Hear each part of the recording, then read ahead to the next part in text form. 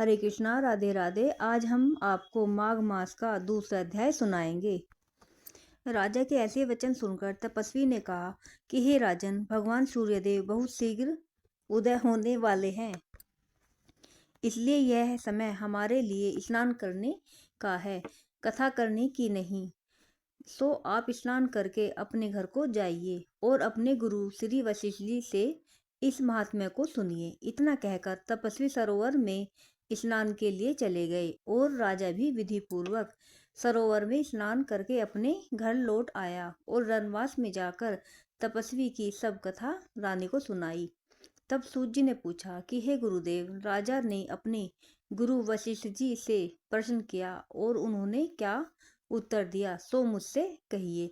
व्यास जी कहने लगे कि हे सूत, राजा दिलीप ने रात्रि को रनवास में सुख से सोकर प्रातः समय गुरु वशिष्ठ जी के पास जाकर उनके चरणों को छूकर प्रणाम करके तपस्वी के बतलाए हुए प्रश्न को अति नम्रता पूर्वक पूछा कि हे गुरुजी, अपने आचार, दंड, नीति, राज्य, धर्म तथा चारों वर्णों के चारों आश्रमों की क्रियाओं का दान और विधान, यज्ञ और उनकी विधि, व्रत व उनकी क्रिया तथा भगवान विष्णु की आराधना विस्तार पूर्वक मुझको सुनाइए।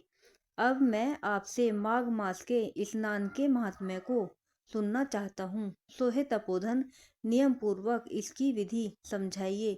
गुरु वशिष्ठ जी कहने लगे कि हे राजन, तुमने दोनों लोगों के कल्याण के लिए वनवासी तथा गृहस्थियों के अंतकरण को पवित्र करने वाले माघ मास के स्नान का बहुत सुंदर प्रश्न पूछा है। माघ मास में स्नान का फल गौ, भूमि, तिल, वस्त्र, स्वर्ण, अन्न, घोड़ा आदि दोनों का चंद्रायण और ब्रह्मा कुर्च व्रत से भी अधिक फलदाता है।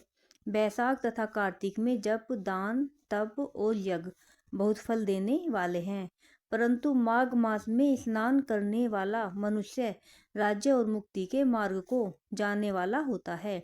दिव्य दृष्टि वाले महात्माओं ने कहा है कि जो मनुष्य माघ मास में निष्काम भाव से भगवान के निमित्त स्नान करता है, वह अनंत फल प्राप्त करता है। इससे शरीर की शुद्धि, प्रीति, ऐश्वर्य तथा चारों प्रकार के फलों की प्राप्ति होती है। अदिति ने 12 वर्ष तक मकर संक्रांति में अन्न नहीं खाया और माघ मास में स्नान किया। इससे तीनों लोकों को उज्जवल करने वाले 12 पुत्र उत्पन्न हुए।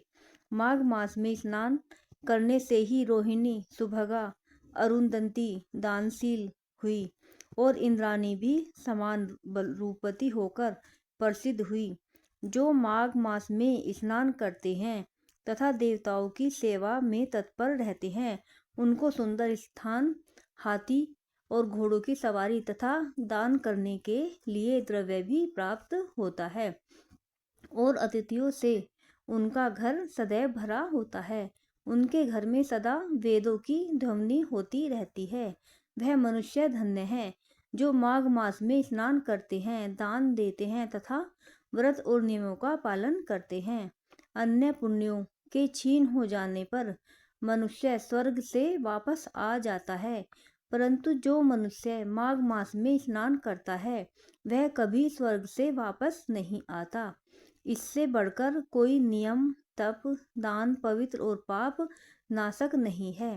राजा ने कहा, भृंगु जी ने मणि पर्वत पर विद्याधरों को जो उपदेश सुनाया था, वही मुझको सुनाइए। तब ऋषि कहने लगे कि हे राजन, एक समय 12 वर्ष तक वर्षा न होने के कारण बड़ा भारी दुर्भिक्ष पड़ा। प्रजा क्षीण होने के कारण संसार में बड़ी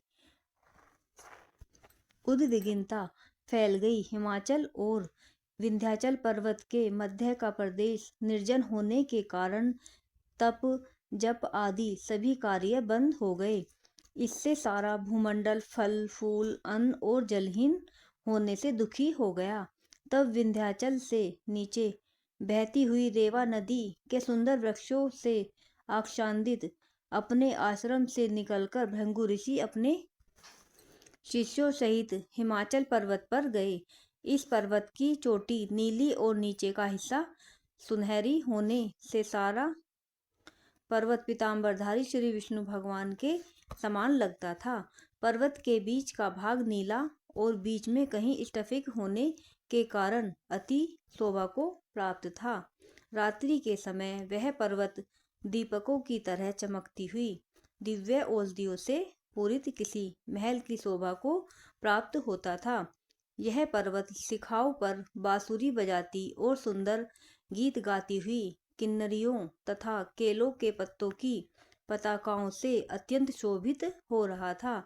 यह पर्वत नीलम, पन्ना, पुखराज तथा इसकी चोटी से निकलती हुई रंग बिरंगी किरणों से इंद्रधनुष के समान प्रतीत होता था।